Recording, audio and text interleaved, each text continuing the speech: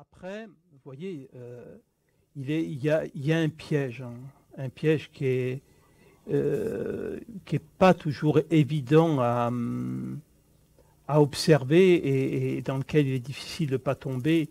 C'est que très souvent, dans notre histoire, on va identifier des chocs émotionnels qui ont effectivement perturbé, comment dire, une espèce d'insouciance, une espèce de liberté, et tout d'un coup, le choc émotionnel, qui peut être de différents ordres, il y en a certains qui sont très traumatiques, et qui viennent tout d'un coup couper l'élan que l'on a au niveau de la vie. Mais il y a aussi l'utilisation que le mental fait du choc émotionnel.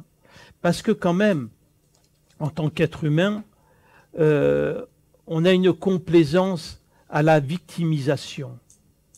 C'est-à-dire que facilement, je ne suis pas heureux parce que, je ne suis pas libre parce que, etc., etc.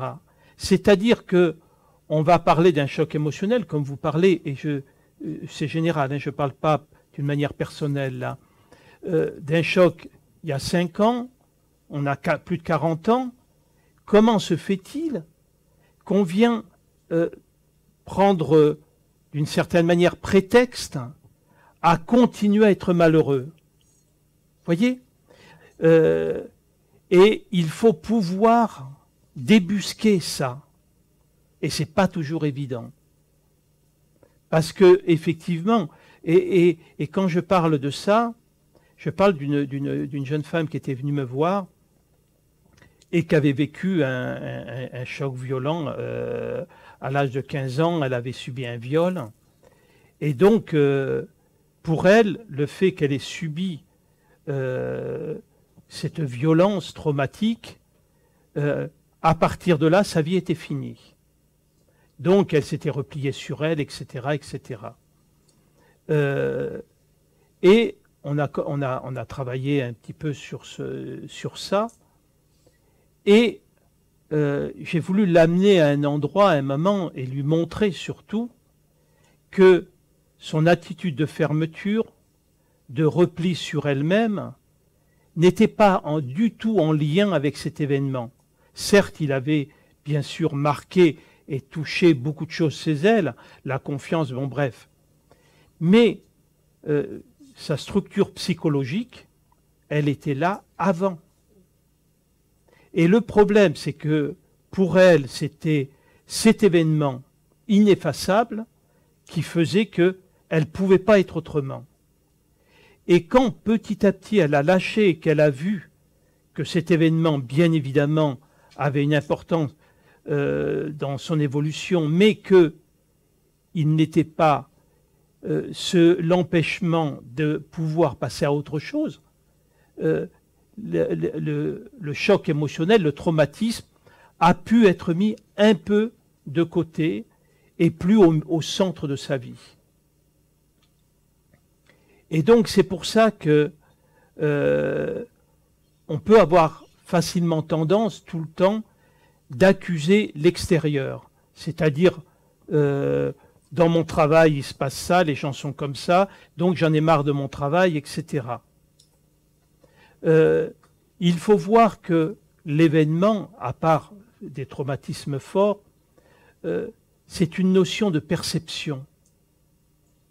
Si une personne a une estime d'elle-même et elle peut se donner une valeur assez forte, quel que soit le choc émotionnel, il y aura une capacité de résilience qui va permettre à cette personne de vivre cet événement et d'en faire quelque chose. Que ce ne soit pas quelque chose qui va venir la figer. Par contre, si la personne a un manque d'estime personnelle et un manque de valeur personnelle, je veux dire, ça va venir encore plus l'écraser avec l'idée que, effectivement, c'est normal que ça m'arrive à moi. Et dans ces cas-là, ça devient effectivement, comme j'en parlais tout à l'heure, le post-coup. Il y a le trauma qui va générer un autre traumatisme encore plus important. Et à ce moment-là, c'est compliqué parce que ça va toucher quelque chose qui est virtuel. Ça va même plus être un événement sur lequel travailler. C'est-à-dire qu'il va y avoir une telle image négative de soi qu'il y a une coupure carrément avec la vie, avec la source, et à ce moment-là, il peut y avoir une descente très profonde, dans des dépressions très lourdes, etc. Vous voyez, donc c'est subtil, mais c'est de voir, ok, j'ai vécu ça, je l'observe, et j'essaie pas de négocier avec, mais déjà de voir, ou d'essayer de voir, qu'est-ce que ça touchait en moi, réellement. En quoi ça m'impacte véritablement. C'est-à-dire, il y a un besoin de conscience dessus, de mettre de la lumière dessus. Et après, il peut y avoir un travail qui peut s'accomplir. Parce que, il ne faut pas oublier une chose qui est quand même importante, c'est qu'il y a le choc, évidemment, mais on sent qu'il y a une partie de nous qui veut s'en libérer. Donc, l'important, c'est quelle est cette partie qui veut s'en libérer? Vous voyez, c'est une très grande question, ce que je viens de dire. Parce que cette partie qui veut s'en libérer, c'est cette partie en nous qui n'a pas été touchée réellement par le choc émotionnel.